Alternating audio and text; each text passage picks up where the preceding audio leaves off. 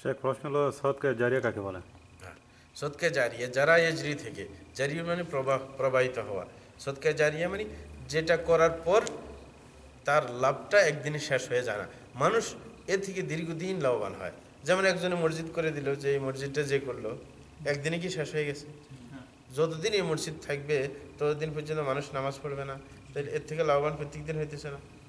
একজন একটা টিউবওয়েল বসাই দিল, সেটা কি একদিনে শেষ? হ্যাঁ, এটা বরং টিউবওয়েল অনেক দিন চলবে, 3 বছর 5 বছর 7 বছর টিউবওয়েলের অবস্থা অনুযায়ী। একটা ফ্যান কিনে দিল, একদিনে কি বাতাস দিয়ে শেষ? নাকি বছর বছর 12 বছর 14 বছর বাতাস দিবে? এটা কি বলে? জারিয়া। জারিয়া মানে চলমান। যেই সদকা লাভটা চলতে থাকবে, ওই লোক চলে যাক মরে যাক কিন্তু লাভটা চলতে আসে। এই কারণে প্রত্যেককে খেয়াল দিতে হবে সদকায় জারিয়ার ক্ষেত্রে টাকা লাগানো।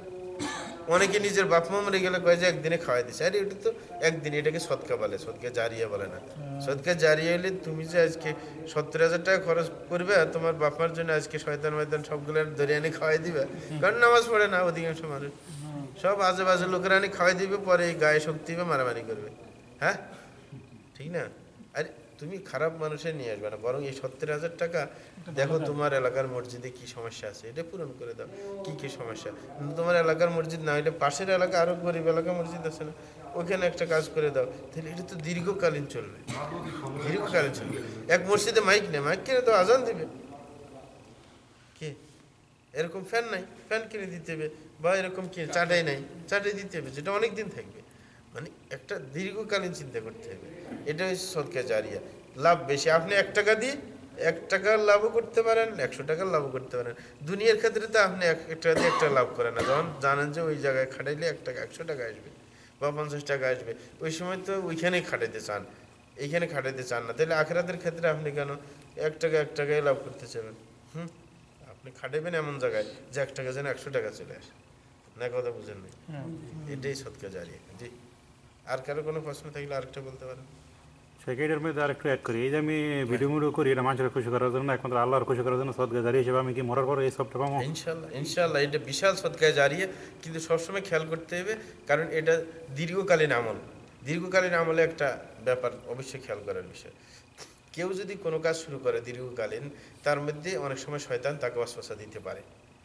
মানে যখন আপনি ভিডিও করতেছেন, ভিডিও করলে এগুলো ছাড়তেছেন, অনেক মানুষ দেখতেছে, তখন আপনার মধ্যে শয়তান আসে বলবে যে এই যে অনেক লোক এইগুলো মানে আখিরাতের চিন্তাই নাই, আমি বিশাল কাজ করে ফেলতেছি আমার। হ্যাঁ, রিয়াজ এটা। এই যে তখন অহংকার বোধ চলে আসবে, যা আরেকজনের দেখানোর চিন্তা, যদিও শুরুতে ছিল না। শয়তান চাইবে যে, কারণ এটা তো একদিনে শেষ হওয়া না, চলমান চলমান কাজে শয়তান সুযোগ নিতে চায় যে স্টার্ট যদি এখলাসের সাথে করছে, এখানে ভেজাল ঢুকান যায় কি। এই যে ভেজাল থেকে সতর্ক থাকবেন। যখনই কোনো একটা কাজ, ধর্মীয় কাজে রিয়া আসার সম্ভাবনা থাকে, একটা পলিসি গ্রহণ করবেন, দেখবেন আর কোনো সময় শয়তানের সুযোগ পাবে না। ওই জাতীয় আপনি যেই কাজ করেন, ওই ক্ষেত্রে আপনি খুঁজে দেখবেন যে আপনার থেকে বেশি কাজ করছে কে। এটা কিন্তু সব ক্ষেত্রে।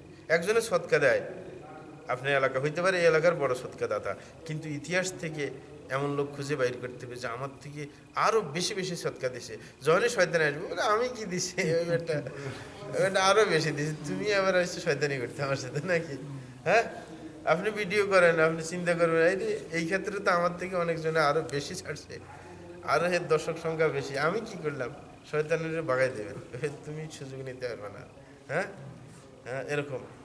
বরং আল্লাহর শুকরিয়া আদায় করবেন যে আল্লাহ আমাকে তৌফিক দিচ্ছে, অনেক মানুষের তৌফিক দেয়নি, অনেকে এই ব্যাপার জানে না। তাইলে আল্লাহর দেওয়া যেই আপনার প্রত্যেকের মধ্যে যে যোগ্যতা, এই যোগ্যতা যদি আপনি কাজে লাগাইতে পারেন, এটা আরও খুশি হবেন যে আল্লাহ আমাকে সুযোগ করে দিলেন যে আমি একটু ধর্মের খেদমত করতে পারতেছি, শয়তানকে কোনো সুযোগ দিবেন না।